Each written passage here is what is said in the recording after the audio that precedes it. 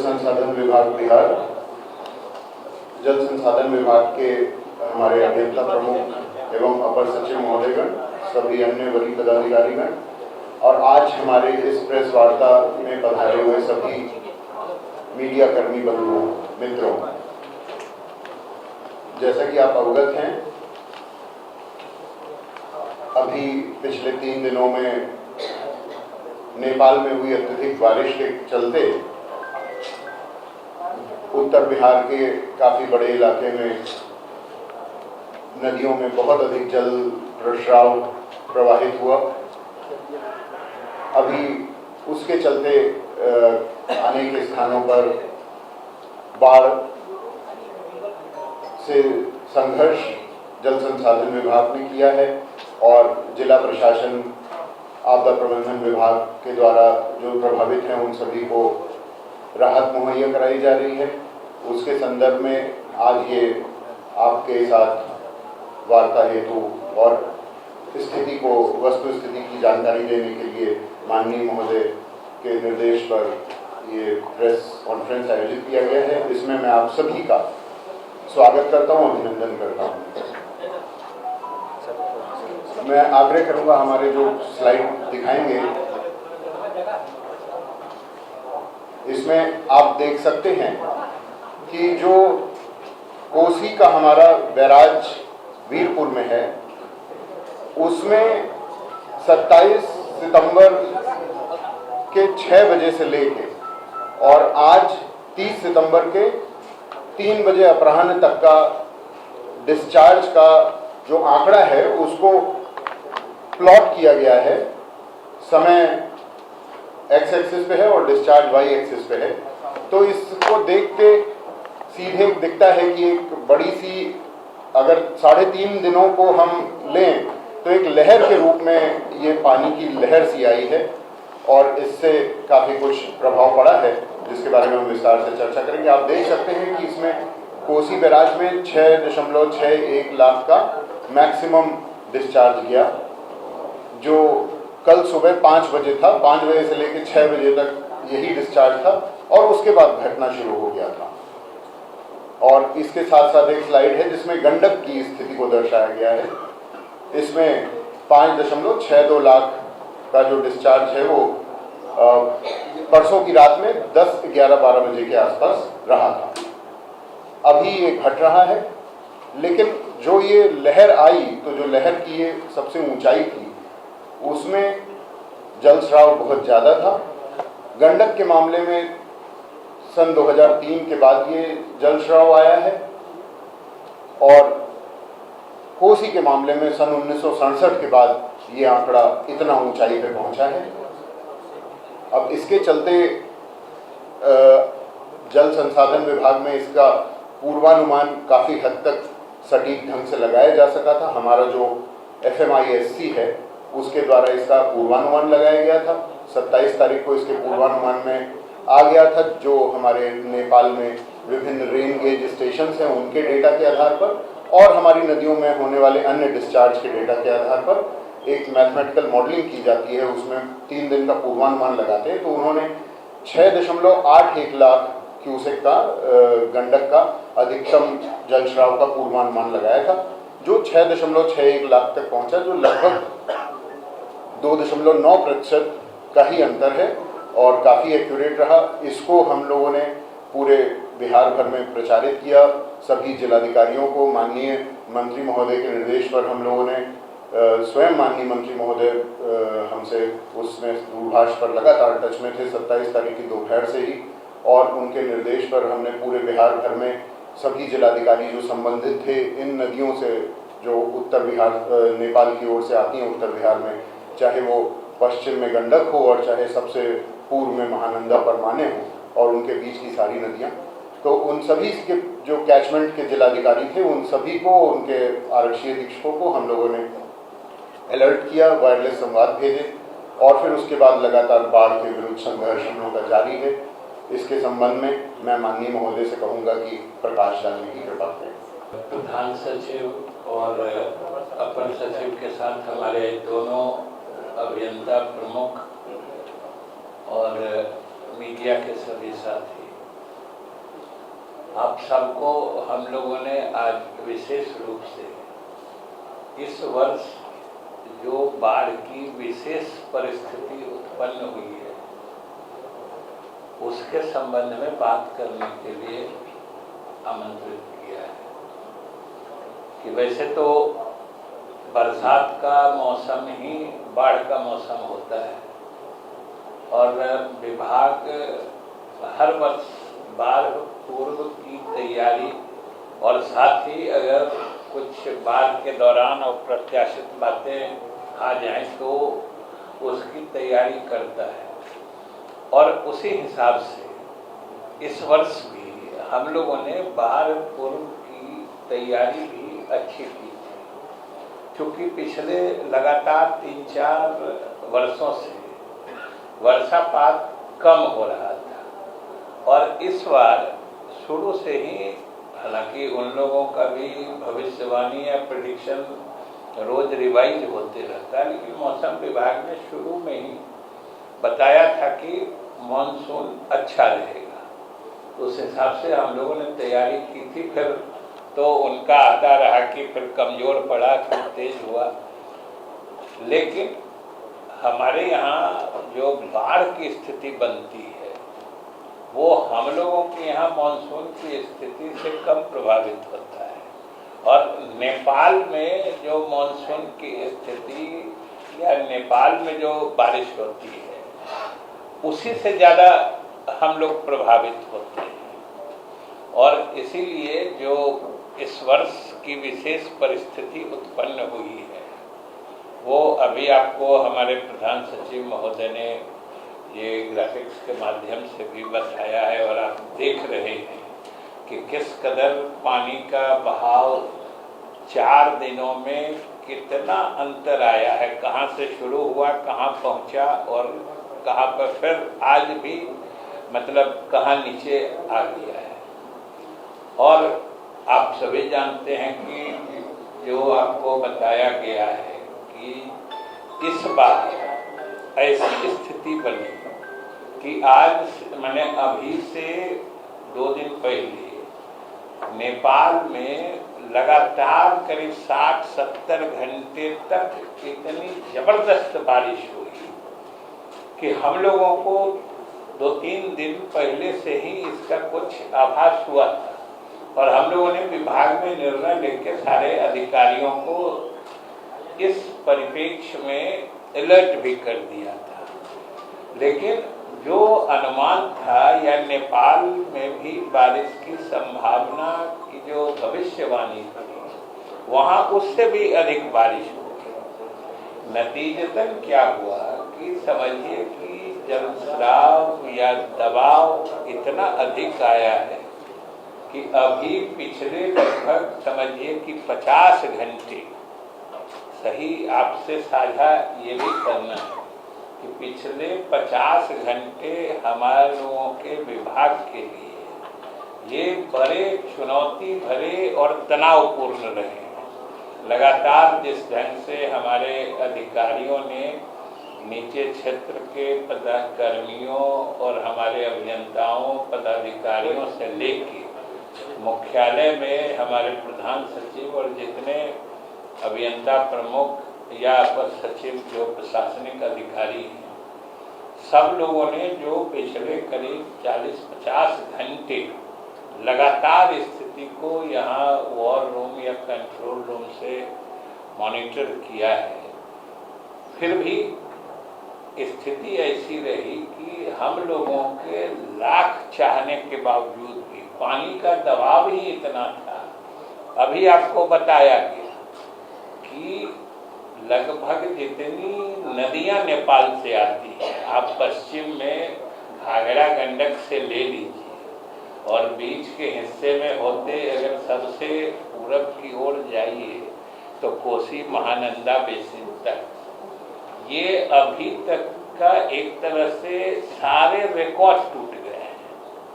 और आने वाले दिनों में अब HFL जो होता है, अधिकतम पानी आने का संदर्भ साल या संदर्भ बिंदु जो होता है, अब सब दिन ये 24 ही रहेगा।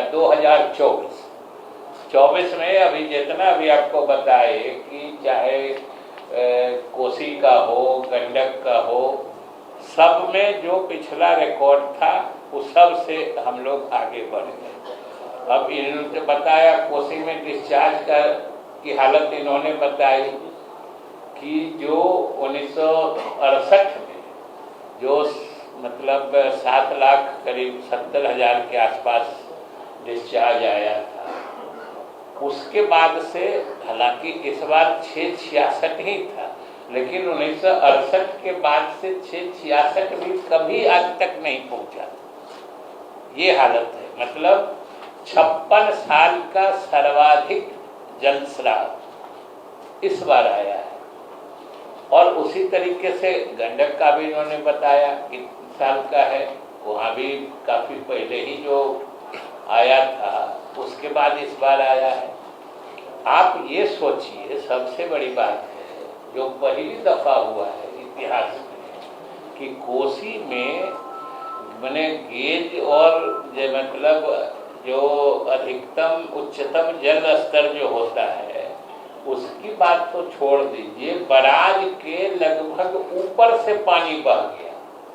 और आपको वीडियो भी दिखा देंगे, अगर कहिएगा तो दूसरे दिन बुला के सब हो जाता है। तो जो बराज के गेट्स हैं उसके ऊपर जो एक बना हुआ है, चल के गेट को नीचे से मरम्मत या निगरानी करता है, उससे पानी निकल रहा था, उसके ऊपर से। ये पहली दफा इतिहास में हुआ है, इतना पानी आया। लेकिन हमारे सभी अधिकारी भी मुस्तैद थे, सतर्क थे। जिला प्रशासन से भी हम लोगों को सभी अपेक्षित सहयोग मिला।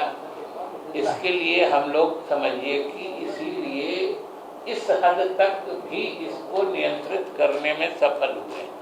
लेकिन लाख कोशिश के बावजूद अब कोसी में जैसे दरभंगा में, वो किरतपुर और गौराबोराम के इलाके में समझिए कि पानी का बहाव इतना था कि लगभग 7-8 किलोमीटर में वो बांध के ऊपर से पानी बह रहा था, जो तटबंध बनाया गया था। अब बांध को ही ओवरटॉप कर गया उसी क्रम में, और ये स्थिति लगातार कई घंटे तक बनी रही। इसी क्रम में एक जगह वहां भी ब्रीच हो गई। यहाँ भी गंडक में भी, जो खास तौर से यहाँ बागमती में, सीतामढ़ी इलाके में भी लोग अभी कल पूरे दिन हमारे अधिकारी और जिला प्रशासन के लोग, सारे लोग, वहाँ के स्थानीय जनप्रतिनिधि भी, सारे लोग लगे हुए थे। अंत में अंतिम बांध जो हमको लगता है अंतिम टूटान जो हुई है, रात को 1:30 बजे हम लोग सभी लोग आपस में संपर्क में थे, और 1:30 बजे तिलक ताजपुर वाला तो 1:30 बजे करीब टूटा है, रात में 1:30 बजे। मतलब टूटा क्या है, वो तो ऑलमोस्ट स्कोरिंग करके पानी से बने वो अंदर अंदर ही उसको धसा के ले जाता है। तो वो स्थिति आई है, लेकिन हमारे अधिकारी मुस्तैद रहे हैं। एक जगह बगहा में भी जो दिक्कत आई है, हम लोगों की समीक्षा में या जो फील्ड से जो हम लोग मॉनिटर कर रहे थे, उस क्रम में वहीं हमारे बगहा में एक अधिकारी की थोड़ी सी लापरवाही जरूर दिखी थी, क्योंकि हम लोग भी यहाँ से हमारे सभी उच्चाधिकारी संपर्क करना चाह रहे थे, जिला प्रशासन भी उससे संपर्क करना चाह रहा था। तो वो नेग्लिजेंट पाए गए, लापरवाह पाए गए, इसलिए उनको एग्जीक्यूटिव इंजीनियर को निलंबित भी किया गया। लेकिन बाकी सब जगहों पर हमारे सभी अधिकारी और जिला प्रशासन के अधिकारी सबों ने मिलकर जो स्थिति है उस पर बनाई है। अब ये तो अप्रत्याशित स्थिति है, सब लोग समझ सकते हैं कि सारे रिकॉर्ड टूट गए। अब आगे से, आज के बाद से उच्चतम जल स्तर हो, अधिकतम जलस्राव हो, 2024 ही रेफरेंस पॉइंट बनेगा, ये स्थिति हो गई है। और अभी देखिए कि पानी कितना घट रहा है लगातार। कहाँ 6,61,000 पे था, ये कोसी का है, अभी आज 192 पहुंच चुका है, आपके सामने ग्राफ में दिख रहा है। लेकिन हम लोगों ने अधिकारियों को फिर से आज एक नया निर्देश भी जारी किया है कि जब इतनी तेजी से जल घटता है तो तटबंधों में या NSL में भी कटाव की संभावना घटते जल स्तर में अधिक होती है। बढ़ते जल स्तर में वो टूटने की संभावना होती है, ओवरटॉप करने की संभावना होती है, लेकिन कटाव की संभावना, इरोजन जो कहते हैं, चाहे तटबंध हो या अन्य मतलब NSL जो नेचुरल सॉइल लेवल होता है, वो अधिक होती है। उसकी हिदायत भी मुख्यालय से आज सभी अधिकारियों को क्षेत्र में दे दी गई है, जो अभी और ज़्यादा चौकसी से मतलब अपने तटबंध सहित जो नदी के किनारे हैं उनकी देखभाल निगरानी जारी रखें। पानी वर्षा का भी कोई ठीक नहीं है, अभी तो हम लोग उच्चतम इसको मान रहे हैं। अब प्रकृति के चुनौती के सामने तो कुछ ठहरता नहीं है। हम लोगों की सारी तैयारी थी, फिर भी बागमती में हमारा सबसे अधिक, हालांकि वो एक ही स्पैन में थोड़ी थोड़ी दूर में 5 जगह टूटान हुआ है। कोसी में तो एक ही जगह हुआ है, जो कहे ना कि वो 7-8 किलोमीटर में वो बांध के ऊपर से पानी बह रहा था, इतना जल स्राव आया। उसी के कारण अंदर में एक जगह वो मतलब प्रेशर में वो केबिन कर गया, जो कहते हैं खुद धस गया, उसी के कारण वो स्थिति उत्पन्न हुई है।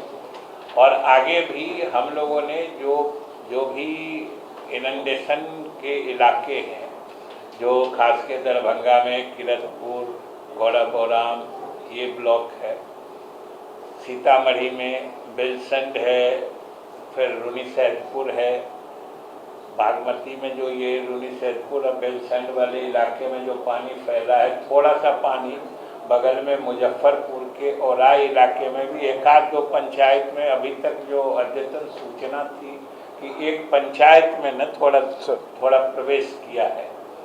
तो हमारे अधिकारी अभी भी वहाँ पे सब लोग अलर्ट हैं और सब लोग काम कर रहे हैं।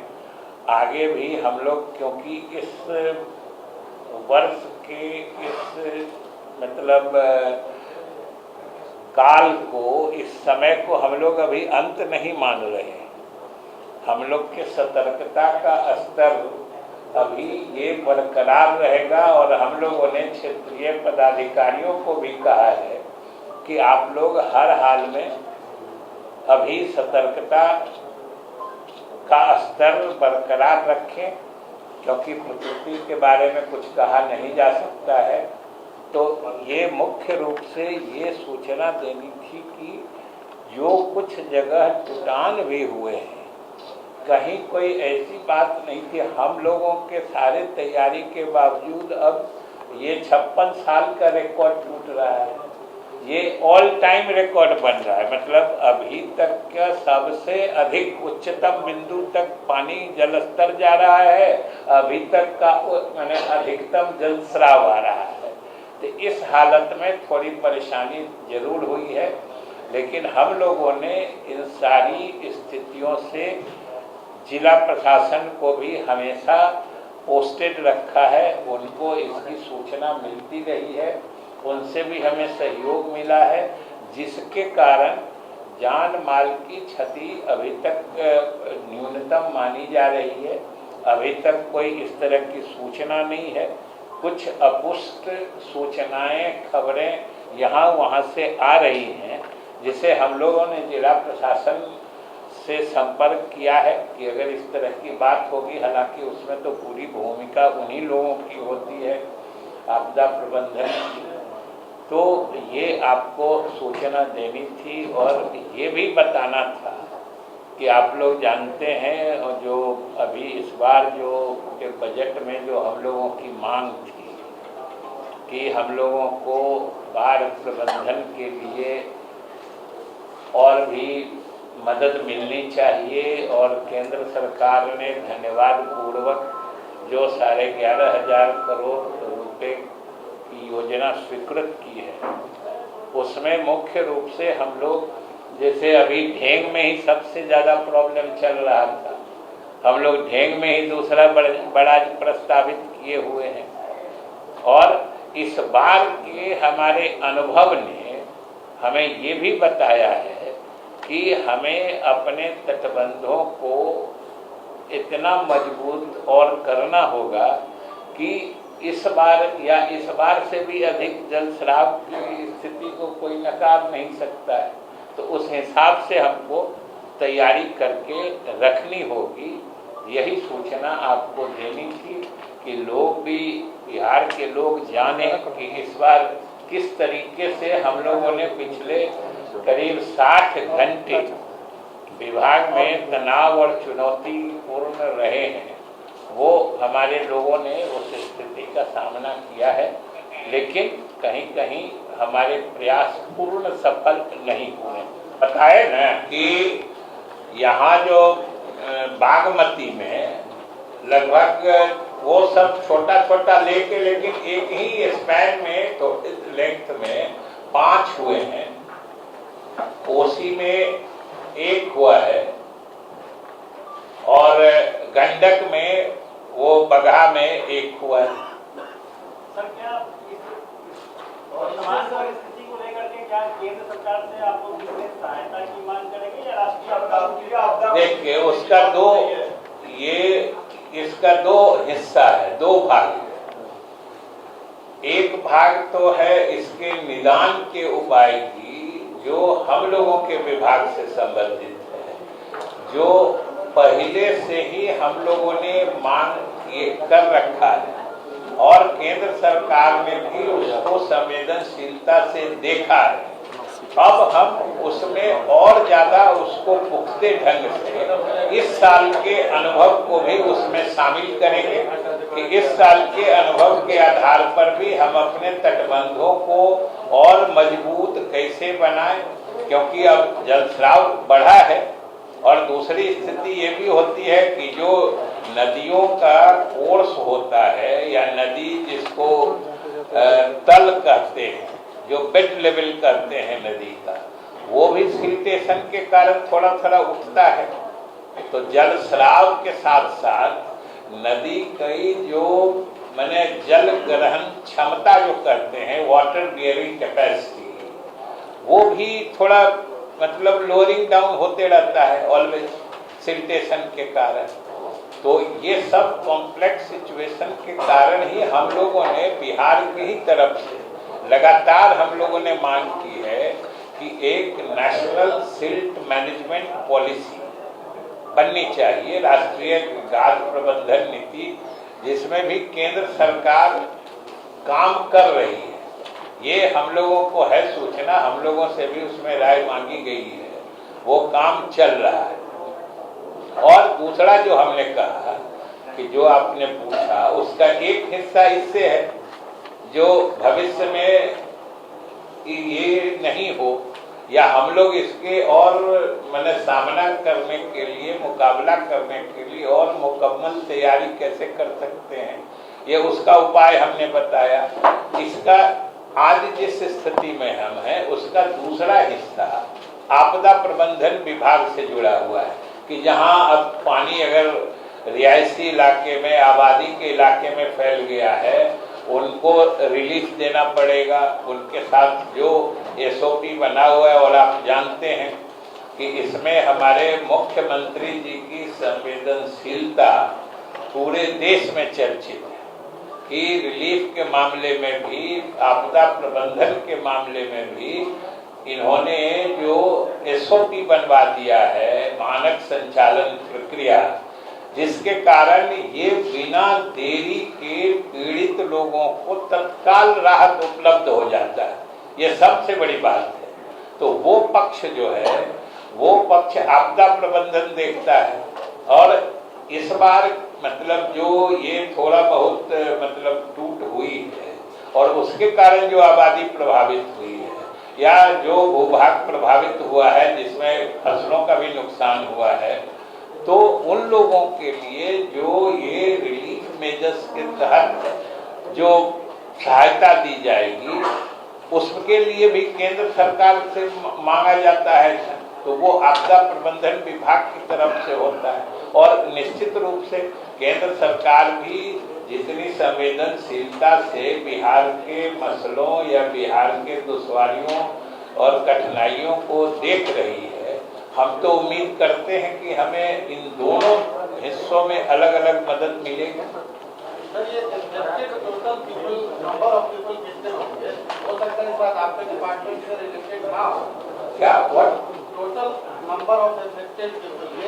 In fact, that figure you will get from DMD, Disaster Management Department. का बाद क्या सरकार से 2 दिन के बाद हम 16 लाख से ऊपर जाने देंगे। सर, पानी निकालने के लिए फरक्का बांध करवाए जाएंगे। फरक्का बांध के लिए तो हम लोगों ने अपना स्टैंड, हम लोग की जो समझ है वो हम लोग बता चुके हैं। अभी हमने बताया ना कि नदियों के दिक्कत में जाने की, या यूं कहें कि नदियों के बर्बाद होने या नदियों की मरने की स्थिति बनती है सिल्ट से, गाद से। गाद, आप गंगा नदी पे जाइए ना, गांधी सेतु पे जाइए या जेपी सेतु पे जाइए, आप बीच पुल पे चले जाइएगा, जहाँ और नीचे देखिएगा, जहाँ नदी को सबसे गहरी होनी चाहिए नदी, वहां पे उथली है, उस पे घास जमा हुआ है। और नदी देखिएगा किसी पटना साइड में, पटना के किनारे से लग के बह रहा है। हर जगह देखिएगा, हर नदी का ये ट्रेंड देखिएगा कि नदी अब मिड कोर्स या रिवर का फ्लो सेंट्रलाइज नहीं है। नदी अपने पूरे पार्ट के बीच से होके नहीं बहती है, वो हमेशा किनारे से बहती है। ये ड्यू टू सिल्टेशन होता है, गाद जमा होने के कारण होता है। बीच में गाद जमा हो जाता है, रिवर फ्लो जो नदी का कोर्स है वो रिवर मतलब वाटर फ्लो डिफ्लेक्ट होता है, वो किनारे से होकर बहने लगता है। और इसीलिए अगर किनारे में एम्बैंकमेंट है तो वो जैसा टेंजेंशियल वे में डिफ्लेक्ट होके हिट करता है, एम्बैंकमेंट भी थ्रेटेंड होता है। तो ये सब आपस में जुड़े मामले हैं। इन सब को हम लोगों ने केंद्र सरकार के भी नजर में लाया है। जितना गेट खोला गया है सब गेट उतना खोला जाएगा, पानी निकालने के लिए गेट सब खुला हुआ है। कितने घंटे तक अभी अलर्ट है? कितने घंटे तक आप लोग मतलब अलर्ट सिचुएशन में है? 2 दिन 4 दिन कितना? नहीं, अभी तो हमने कहा ना कि पिछले 60 घंटे हम लोगों के विभाग के लिए बड़े चुनौतीपूर्ण और तनावपूर्ण रहे।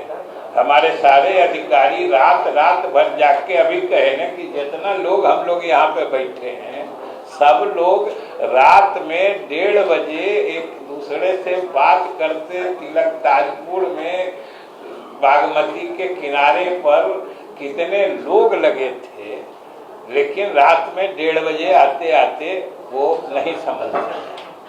वैसे ही वहाँ तो समझिए कि दरभंगा में तो 35 हाईवा भेजे, 35 हाईवा मतलब वो जैसे वो लेके पहुंच गया था जीएसबी मटेरियल कि थोड़ा सा जगह मिले तो हम जीएसबी से भर के बंद कर दें। लेकिन अब ये सोचिए ना कि आखिर कहीं टूटान होती है या टूट होती है तो मिट्टी या किसी चीज से ही भरा जाता है। और अगर बारिश भी हो, आपको ये सोचिए यहीं पे बिहार में क्या हुआ, कल तक तो बारिश हो रही थी, और जब बारिश होती है अगर जहां बांध है उसके दोनों किनारे भी पानी लगा हुआ है तो आप मिट्टी लाइएगा कहां से? हाईवा पर वो जीएसबी मटेरियल लोड किया हुआ गैप तक पहुंचा के इमीडिएट क्लोज कर देते, लेकिन वो अब बांध पर उतना पानी रिसा, इतना पानी से वो दलदल था कि वो अब जाएगा तो दूसरे ही जगह था। इसके कारण ये हुआ।